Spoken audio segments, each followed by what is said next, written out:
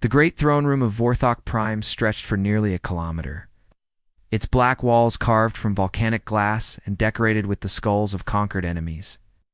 At the center sat Emperor Deho on his obsidian throne, a massive figure even.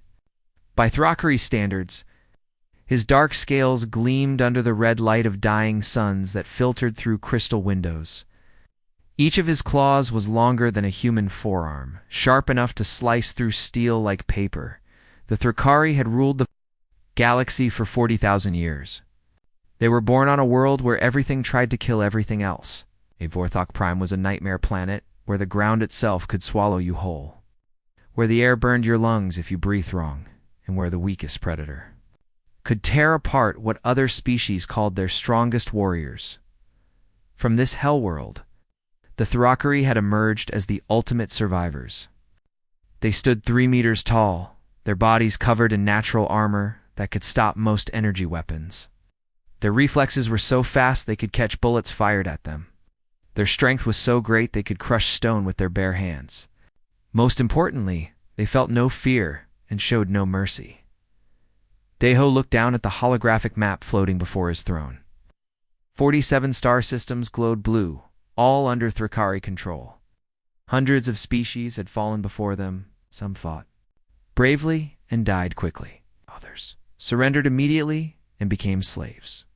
A few tried to hide or run, but the Thrakari always found them eventually. General Minho stepped forward from the shadows. His left arm was missing, torn off in the conquest of the Zelthari system 30 years ago. He had refused to get it replaced, wearing the wound as a badge of honor. Battle scars covered his face and neck, each one a story of victory. "My Emperor," Minho said, his voice like grinding stone, "the deep space scanners have found something interesting." The hologram shifted to show a new star system at the edge of known space. A yellow star burned at its center, surrounded by several planets. The third planet from the sun glowed blue and green, clearly alive with water and vegetation. "Another garden world," Admiral Juan said as she joined them. She was smaller than most Thrakari, but twice as deadly. Her claws kept razor sharp and her armor polished to a mirror shine. "The inhabitants will probably surrender when they see our ships." Deho studied the readings. The planet seemed almost too perfect. Not like Vorthok Prime, where everything was designed to kill you, but not like the soft worlds of prey species. Either it had storms and earthquakes, predators and diseases, but nothing that looked truly dangerous to a Thrakari warrior. "What do we know about the dominant species?" the Emperor asked. Minho activated more detailed scans. The hologram showed images of the planet's inhabitants. Deho almost laughed. They were tiny, barely 2 meters tall at most. Their skin looked soft and pink, with no natural armor or weapons. They had small teeth, blunt nails, and bodies that looked like they would break if you squeezed them too hard. "They call themselves humans," Minho reported. "No claws, no natural weapons, no armor. They seem to live in large groups in structures made of metal and stone. Their technology appears primitive but functional." Admiral Juan studied the images. "With professional interest? How many of them are there?" "Approximately 7 billion on the main world, with some smaller settlements on nearby planets and moons." 7 billion, Juan repeated. "That is a lot of slaves, or a lot of corpses, depending on how they respond to our arrival." Deho leaned back in his throne. 7 billion seemed like an enormous number until you remembered that the Thrakari had conquered species with populations in the trillions. Numbers meant nothing when your enemies were too weak to fight effectively. "What is their military strength?" he asked. The hologram shifted again to show human weapons and vehicles. Deho was not impressed. Their ships were slow and bulky compared. 2 Thrakari vessels. Their weapons looked powerful enough to hurt each other, but would barely scratch Thrakari armor. Their soldiers looked even more fragile than their civilians. "They fight wars among themselves frequently," Minho continued. "This suggests they have some warrior spirit, but their battles are slow and clumsy. They rely heavily on ranged weapons and vehicles because they are too weak for proper combat." "Cowards," Juan spat. "They cannot even face their enemies with honor." Deho nodded slowly. It was always disappointing when a new species turned out to be so pathetic. The Thrakari preferred enemies who could at least put up an interesting fight before being crushed. It made the conquest more satisfying and provided better stories for the victory celebrations. Still, 7 billion slaves would be useful. The Thrakari were mighty warriors, but there were not very many of them. Running an empire required countless workers to mine resources, build ships, and maintain conquered worlds. These humans looked perfect for such tasks, assuming they were smart enough to follow orders. "Prepare the first fleet," Deho commanded. "We will give them the standard ultimatum. Submit or die." "Shall the first prepare the orbital bombardment arrays?" Guan asked eagerly. Their cities looked densely packed. "We could eliminate millions with the first strike and terrify the rest into surrender." The Emperor considered this. It was always tempting to make an example of a new species, to show them exactly what happened to those who resisted Thrakari rule. But sometimes it was better to keep the infrastructure intact. Rebuilding conquered worlds was expensive and time-consuming. Begin with the ultimatum, he decided. If they surrender immediately, we keep their cities for our own use. If they resist, then you may demonstrate why that was a mistake. Minho bowed deeply. "It will be done, my emperor." "Shall I lead the expedition personally?" "No," Deho said. After a moment of thought, "Send Captain Taiyun. Let him earn some glory with an easy conquest. You and I have more important battles to plan." As his generals departed to carry out their orders, Deho remained on his throne, studying the images of Earth and its inhabitants. Something about the humans bothered him, though he could not say exactly what. They looked weak and soft, like so many species the Thrakari had conquered before. But there was something in the way they built their cities, something in the complexity of their technology that seemed different. He dismissed the feeling. After 40,000 years of conquest, the Thrakari had learned to recognize real threats. These humans were not one of them. They were just another prey species, waiting to learn their place in the natural order of the universe. Within a week, the first fleet would arrive at Earth and deliver the ultimatum that had brought hundreds of worlds to their knees. The humans would have a choice: bow before the might of the Thrakari Empire, or be crushed beneath it. Either way, the outcome was certain. It always was. Captain Taiyun stood on the bridge of the dreadnought Bloodfang, watching the blue and green world grow larger on the main display. Earth looked peaceful from space, its white clouds swirling over brown continents and blue oceans. It reminded him of some of the garden worlds the Thrakari had conquered in the past, though this one seemed more active somehow. The ship itself was a testament to Thrakari engineering and philosophy. Built like a massive spear, its dark hull bristled with weapons designed to crack planets open. The crew moved with deadly efficiency, each warrior eager to add another victory to their record. Approaching optimal transmission range, reported Communications Officer Kyung. His voice carried the usual excitement that came before an easy conquest. "Shall I broadcast the standard ultimatum?" Taeyeon nodded. He had given this speech dozens of times to dozens of worlds. Most species heard it once and immediately surrendered, the smart ones anyway. "People of Earth," Taeyeon began, his voice booming across space toward the planet below. "I am Captain Taeyeon of the Thrakari Empire. Your world has been selected for incorporation into our domain. You will surrender all military forces, disarm your population, and prepare to receive our administrators. Compliance will result in your survival as a subject species. Resistance will result in your extinction. You have one solar rotation to respond." The bridge fell quiet as they waited for the expected reply. Usually it came within hours. Either a terrified plea for mercy, desperate threat from some leader who thought they could fight the inevitable, or simple silence from those too shocked to respond. Instead, something unexpected happened. "Unknown vessel, this is Earth Defense Control," came a calm voice speaking clearly in the Thrakari language. "We acknowledge receipt of your message. Would like to arrange a formal diplomatic meeting to discuss your proposal. Can you provide coordinates for a neutral location?" The bridge crew exchanged confused glances. Taeyeon frowned at the display. In 40 years of military service, he had never heard anything like this response. Did they just ask for a meeting? Weapons officer, Jayon asked, his claws tapping nervously against his control panel. They learned our language quickly, Kuhn observed. The transmission came back in perfect Thrakri speech patterns. Dan studied the tactical display. Earth showed no signs of military mobilization. Their primitive ships remained in their usual patrol patterns. Their cities continued their normal activities. It was as if they had just received an invitation to dinner instead of a demand for surrender. Perhaps they are buying time to prepare their defenses, suggested Navigator Sunho. What defenses? Jayon laughed. Did you see their weapon specifications? They could fire everything they have at us and barely scratch our paint. But Tien was not so sure. Something felt wrong about this situation. He decided to proceed with caution. Send coordinates for a meeting aboard their largest orbital station, he ordered. We will hear what they have to say.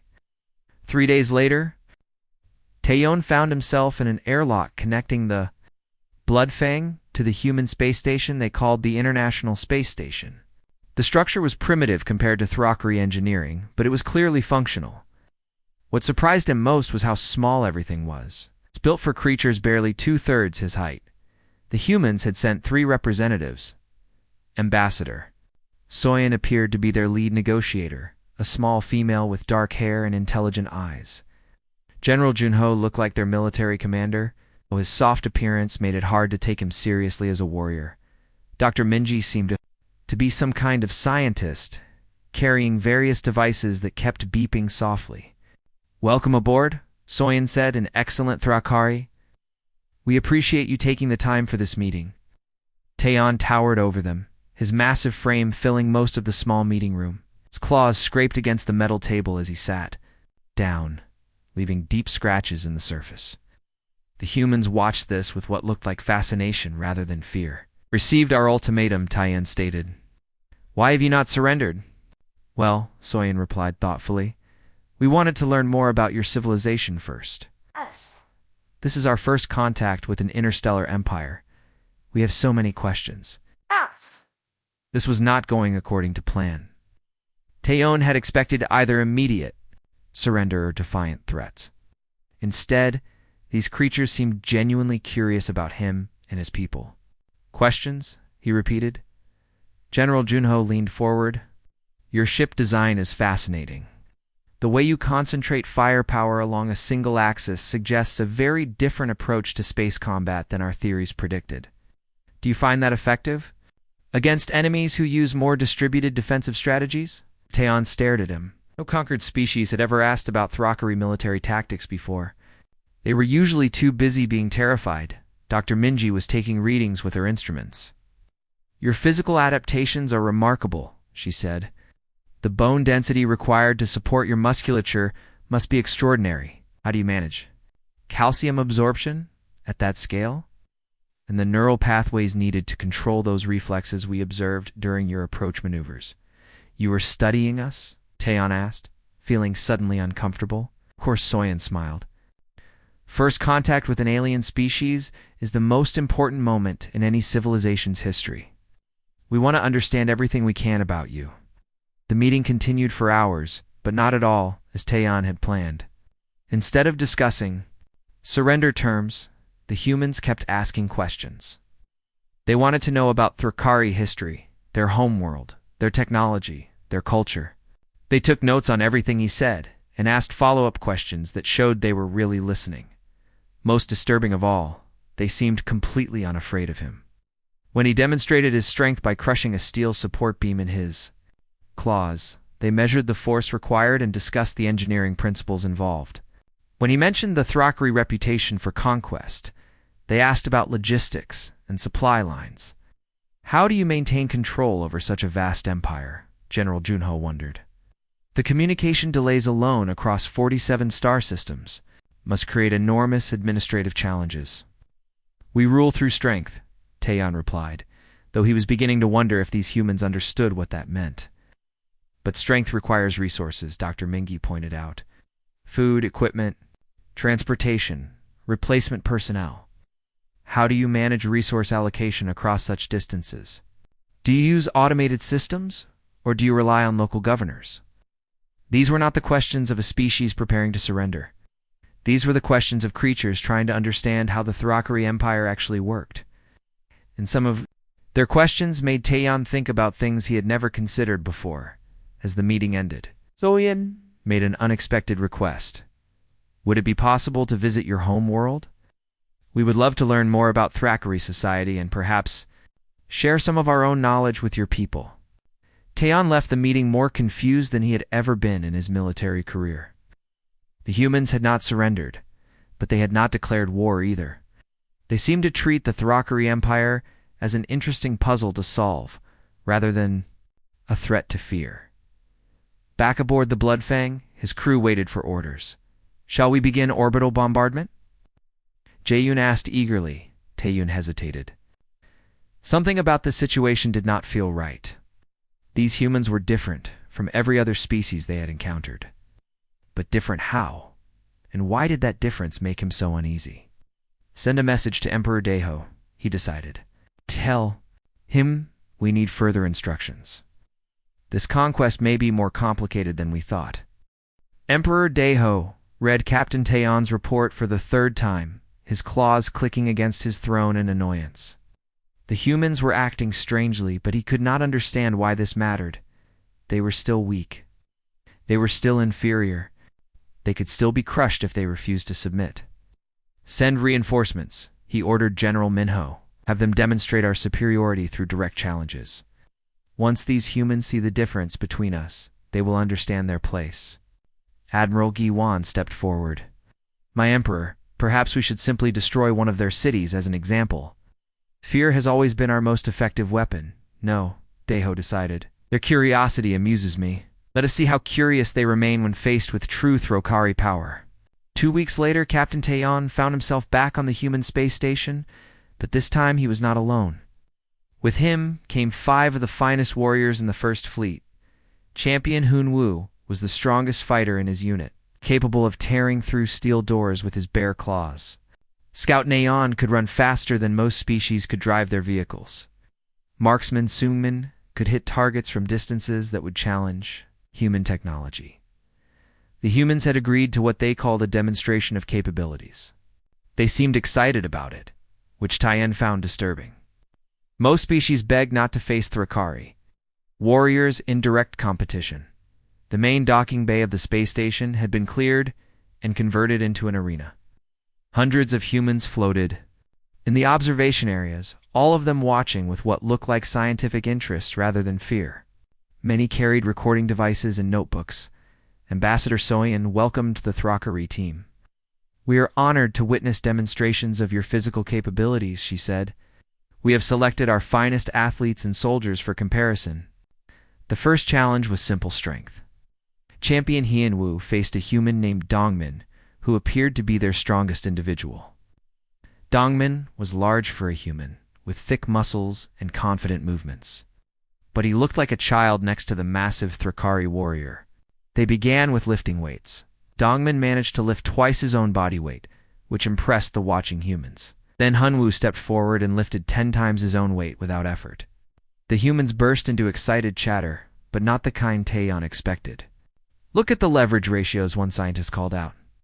The muscle fiber density must be incredible, said another. Notice how the load distribution changes with that bone structure.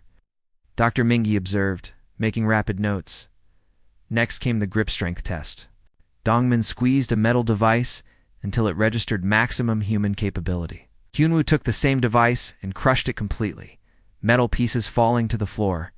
Instead of despair, the humans cheered and applauded. They gathered around the broken pieces, examining them and discussing the force required to cause such damage. Fascinating, said General Junho.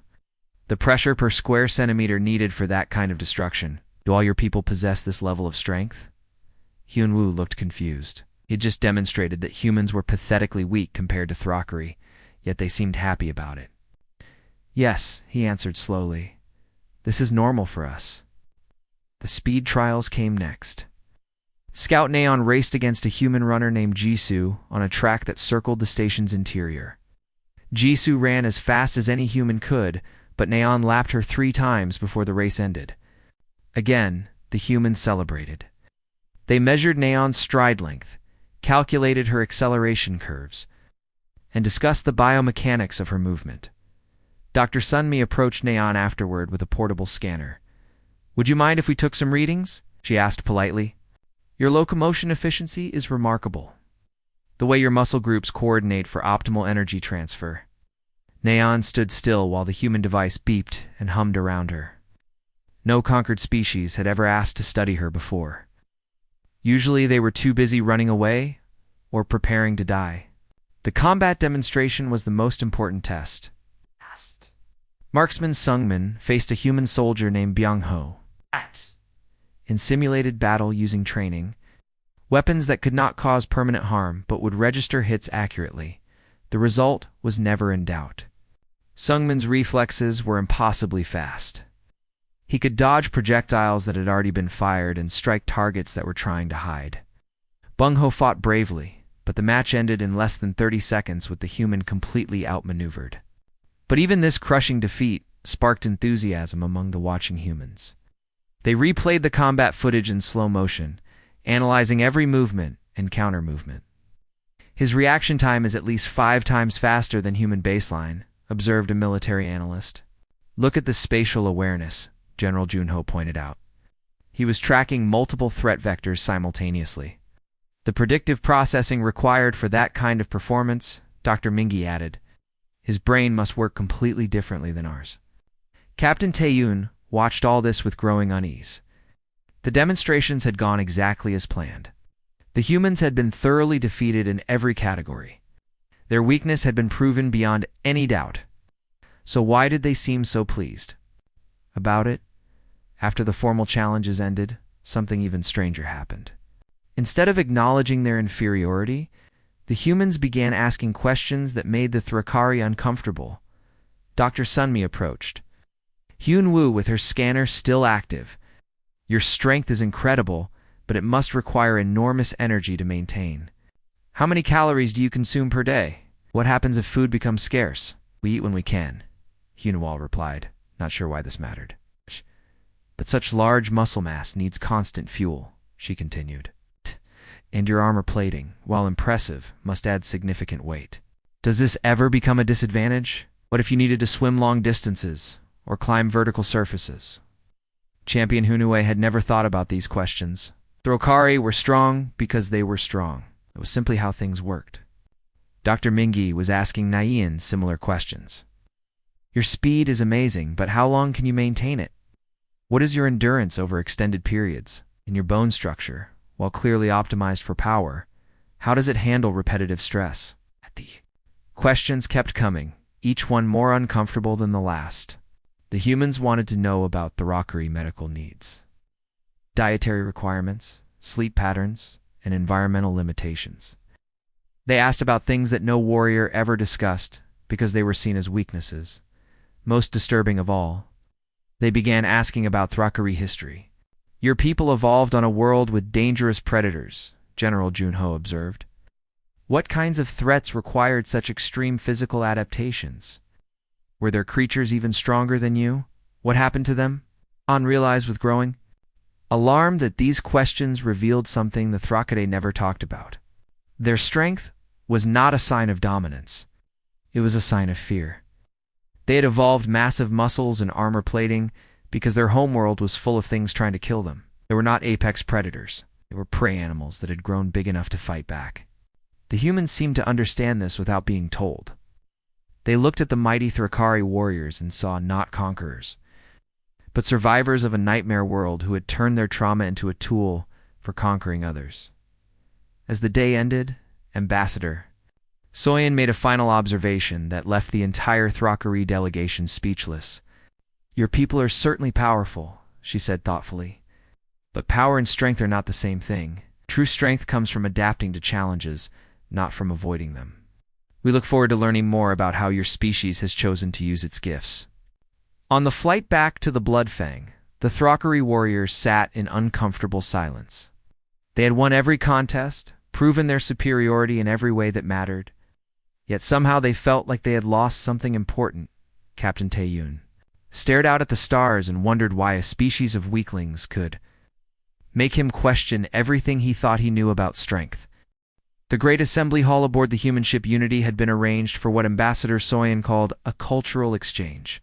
Captain Tyone sat with his senior officers in chairs that had been specially built to support their massive frames. Around them, hundreds of humans filled smaller seats, all watching X-Pact. Dr. Hedgen stepped onto the central platform carrying what appeared to be a simple presentation device. She was smaller than most humans, with gray hair and gentle eyes, but when she spoke, her voice carried easily through the vast chamber. "Today we want to share the story of how humanity survived," she began. "Not through strength, but through something we believe is far more powerful." The lights dimmed and holographic images filled the space above their heads. Tyone watched as the story of Earth unfolded before them. 4 million years ago, our ancestors were weak creatures living in trees, Dr. Hedgen explained. "We had no claws, no fangs, no armor.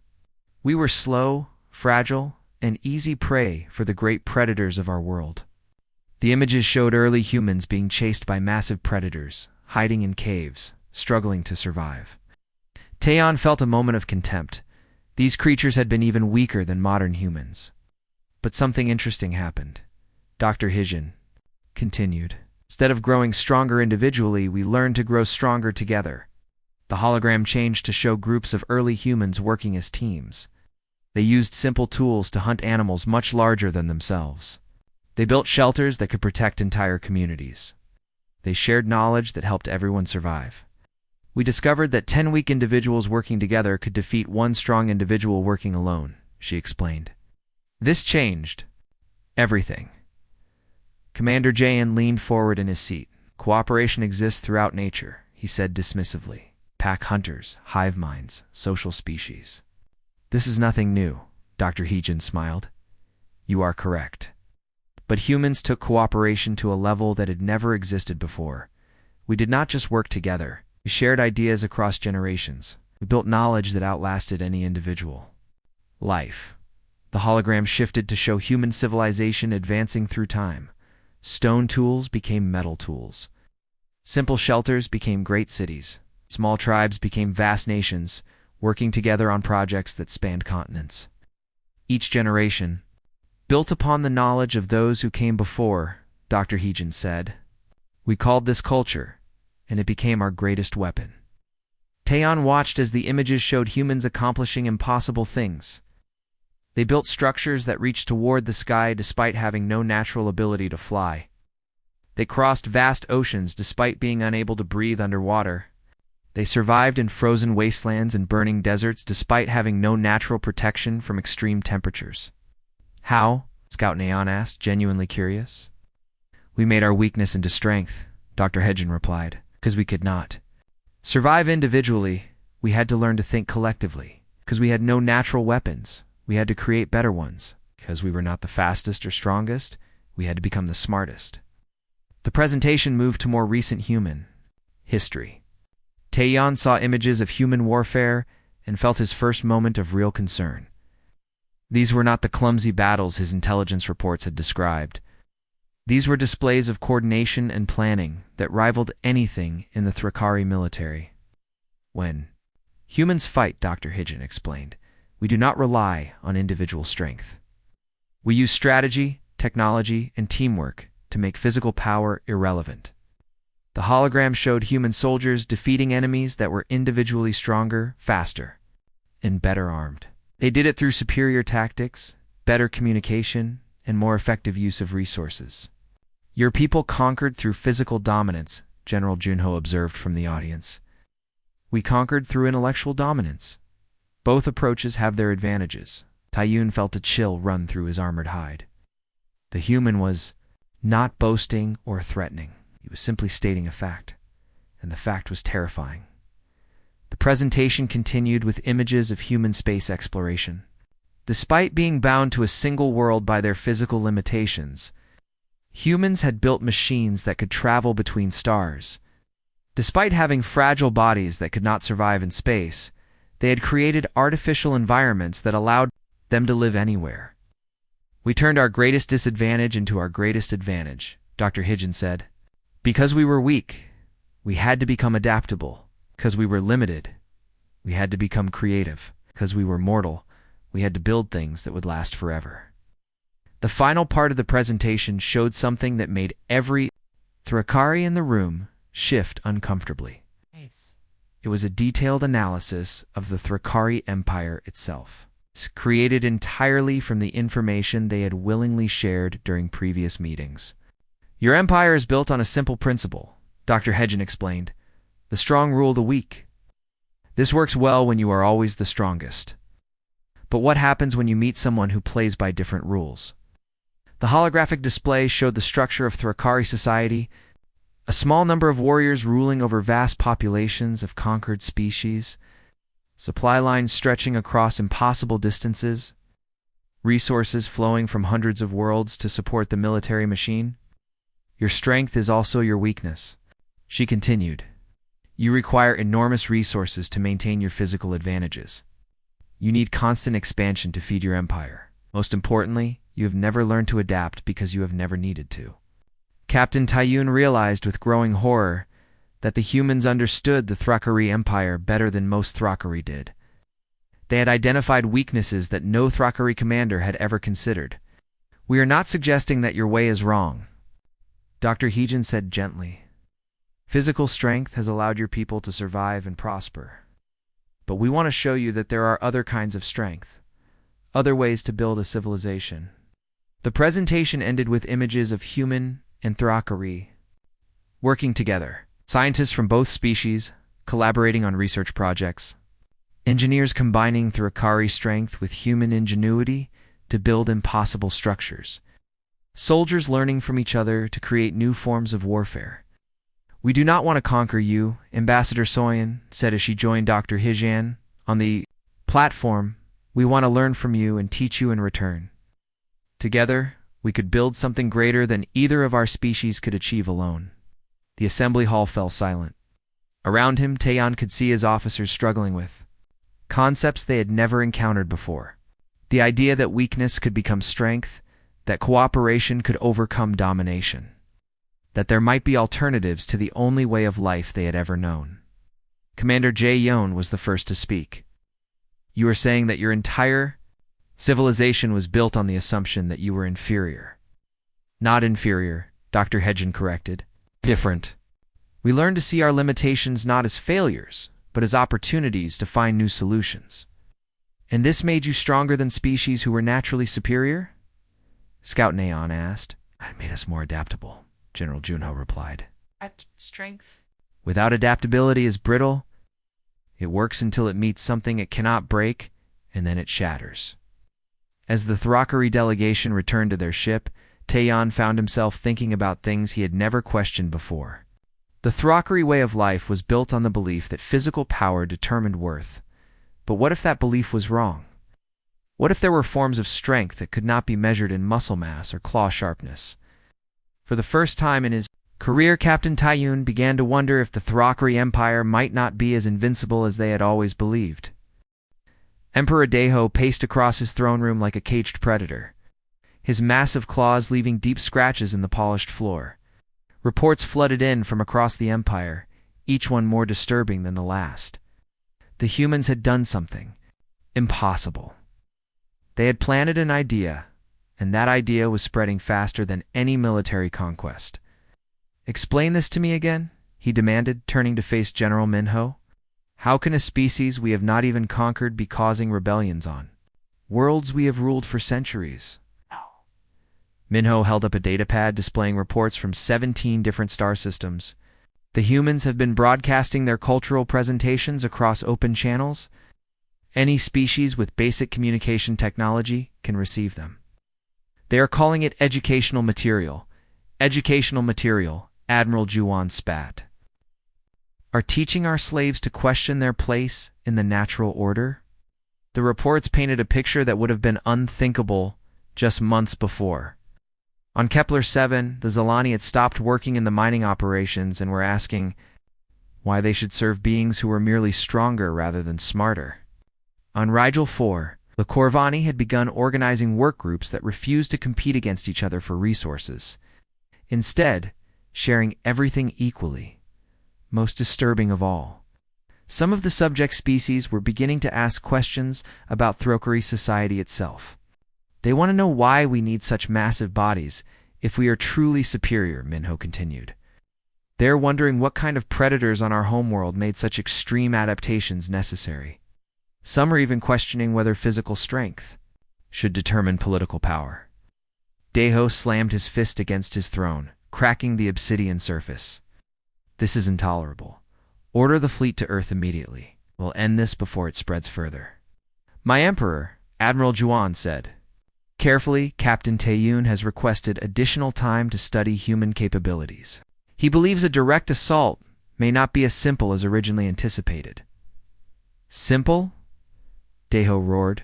They have no weapons that can harm us. Their ships are primitive. Their bodies are fragile. What could possibly be complicated about crushing? Then the answer came sooner than expected. 3 days later, the first fleet arrived at Earth to find the humans waiting for them. But instead of the desperate defensive formation that every other species had used, the human ships were arranged in a pattern that made no sense to Throkari tactical doctrine. Captain Taeyun studied the formation from his command chair. They are not trying to protect their homeworld, he observed. They are trying to create a puzzle. The human ships were spread throughout the system in what appeared to be random positions. Some were near Earth, others were near the outer planets, and several were hiding in asteroid fields. None of them were where a traditional defense would place them. It does not matter, Commander, Jaeon declared. We have superior firepower. We will destroy them one by one. The battle began exactly as every Throkari engagement had for 40,000 years. The massive dreadnoughts advanced toward their targets, weapons charging, crews confident in their inevitable victory. The humans should have been crushed within hours. Instead, something unprecedented happened. The human ships did not fight like ships. They fought like a single organism, with many parts. When the Throkari attacked one group, others would appear from unexpected directions. When they tried to focus their firepower, the humans would scatter and regroup in new formations. Worse, the humans seemed to understand Throkari tactics better than the Throkari understood human ones. They anticipated every move, countered every strategy, and turned every Throkari strength into a weakness. They are using our size against us, Tactical Officer Sunho reported in bewilderment. Their small ships can accelerate faster than ours. Can turn? They are staying in our blind spots. Then we will use area bombardment, Jaeon ordered. Saturate the entire region with fire. But the humans had anticipated this as well. The moment the Throkari began firing wildly, the human ships regrouped into tight formations that made area bombardment impossible without destroying Earth itself, which would defeat the purpose of the conquest. Captain Taeyun watched his tactical display with growing amazement. The humans were not trying to destroy the Throkari fleet. They were trying to teach them a lesson. Every move they made seemed designed to demonstrate that raw power was useless without intelligence to guide it. The battle lasted 18 hours. When it ended, not a single human ship had been destroyed, while the Throkari fleet had exhausted most of its ammunition and fuel reserves. The humans could have continued fighting indefinitely, but instead they opened communication channels. Captain Taeyun, came Ambassador Soyun's voice. We hope this demonstration has been educational. We would like to discuss terms for a peaceful resolution to this conflict. The Throkari captain stared at his tactical display in disbelief. His fleet had not been defeated, but it had been completely outmaneuvered by an enemy that should have been destroyed in the first hour of combat. How? He asked simply. We played a different game than the one you expected, General Junho replied. You fought as individuals trying to overcome obstacles through force. You fought as a collective intelligence trying to solve a problem through cooperation. But the real disaster was yet to come. While the Throkari fleet was engaged at Earth, the humans had been busy elsewhere. Using their communications technology, they had been in contact with every enslaved species in the Empire. They had shared, not weapons or military aid, but something far more dangerous. Knowledge. The rebellions began simultaneously across dozens of worlds. But these were not the desperate uprisings that the Thrakari had crushed before. These were coordinated efforts that used human-taught principles of organization, communication, and collective action. On some worlds, the subject species simply stopped working and began building their own infrastructure. On others, they used human-provided technical knowledge to create weapons that could challenge their Thrakari armor. Most effectively, they began working together across species lines, combining their different abilities in ways that no single species could match. The reports that reached Emperor Deho painted a picture of an empire in collapse. Not from military defeat, but from the simple realization that physical strength was not the only form of power. "They have given our slaves hope," General Minho said quietly. "And hope, it seems, is more dangerous than any weapon." Deho stared at the holographic display showing rebellion markers across his domain. In less than a month, the humans had done what no military force had ever accomplished. They had made the Thrakari Empire question its own foundations. "What do they want?" he asked finally. "They want to talk," Admiral Juan replied. "They say they have a proposal that could benefit everyone." For the first time in 40,000 years, the Thrakari Empire faced a choice that could not be resolved through violence. They could continue fighting a war they might not be able to win. Or they could listen to a species that had just taught them that everything they believed about power might be wrong.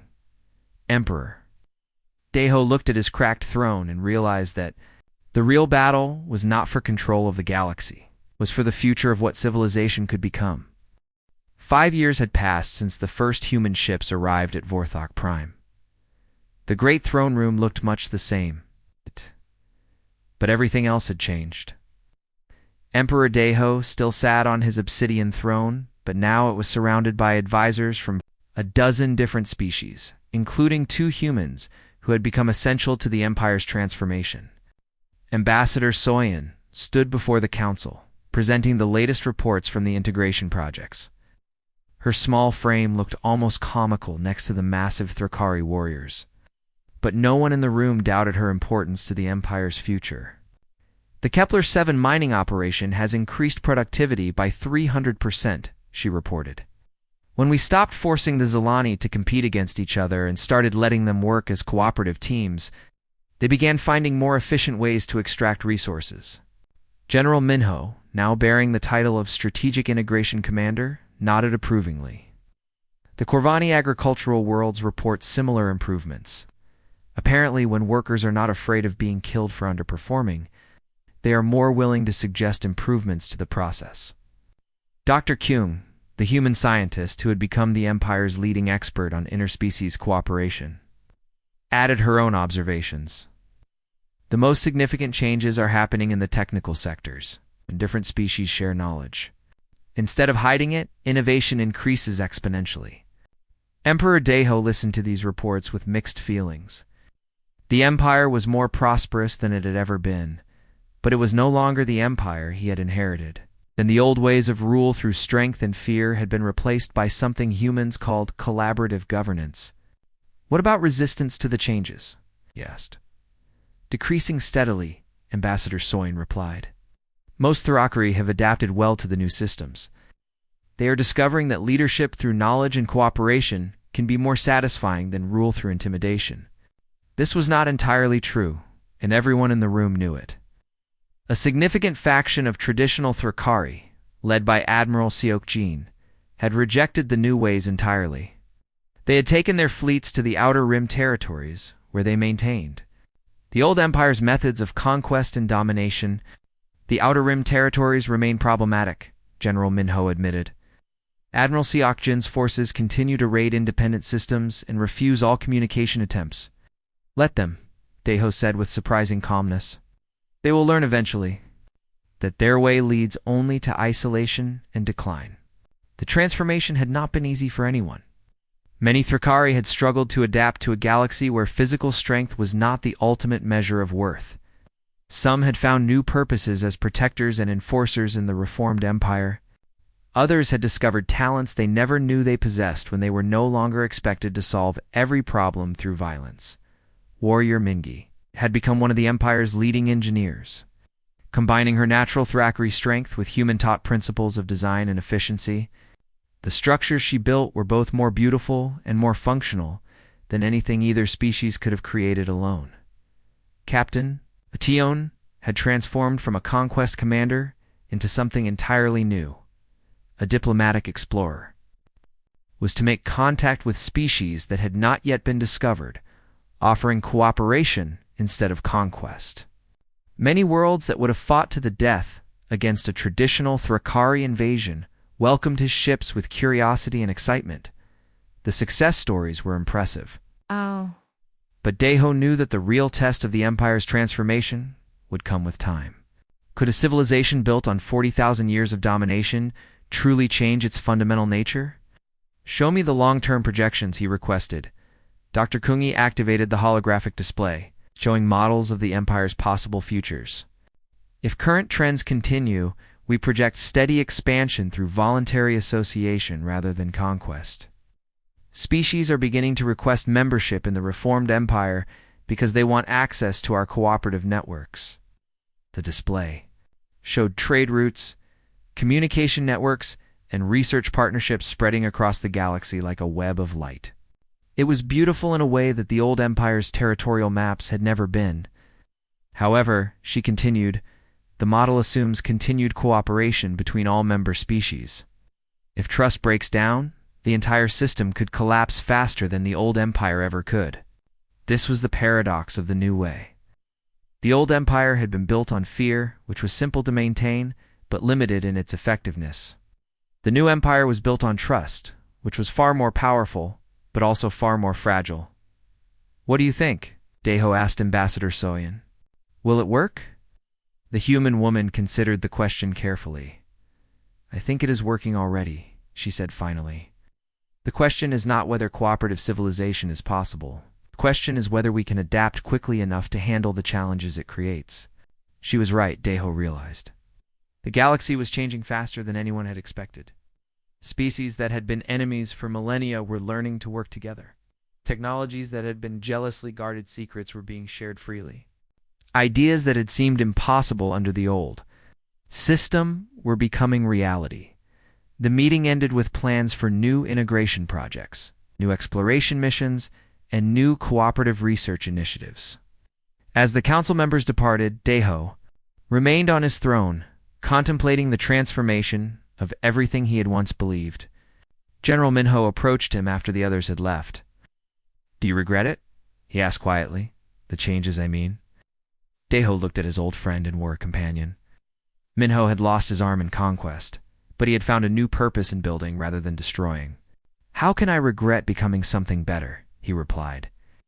"Some of our people say we have become weak," Minho observed. "Some of our people still believe that strength can only be measured in the ability to destroy," Deho corrected. "They will learn, or they will be left behind." Through the crystal windows of the throne room, he could see ships from dozens of different species docked at the orbital stations around. Vorthok Prime. Humans worked alongside Thrakari on construction projects. Zalani engineers collaborated with Corvani scientists on research that would benefit everyone. It was not the empire he had inherited. It was something unprecedented in galactic history. A civilization based on the idea that everyone could become stronger together than any of them could be alone. The humans had taught them that true. Strength was not the power to destroy your enemies, but the wisdom to turn your enemies into allies. They had shown that the greatest conquest was not the subjugation of other species, but the liberation of potential that existed in cooperation. Emperor Deho smiled, his fangs gleaming in the light of distant stars. The most powerful Deathworld species had indeed ruled without challenge for ages. But they had met humans, and in meeting them, they had discovered something far more valuable than dominance. They had discovered the possibility of becoming something greater than they had ever imagined. In the depths of space, research stations bore the flags of a dozen worlds, their crews working together to unlock the secrets of the universe. On distant planets, cities rose that combined the architectural principles of multiple species, creating beauty that none could have achieved alone, and in the Outer Rim.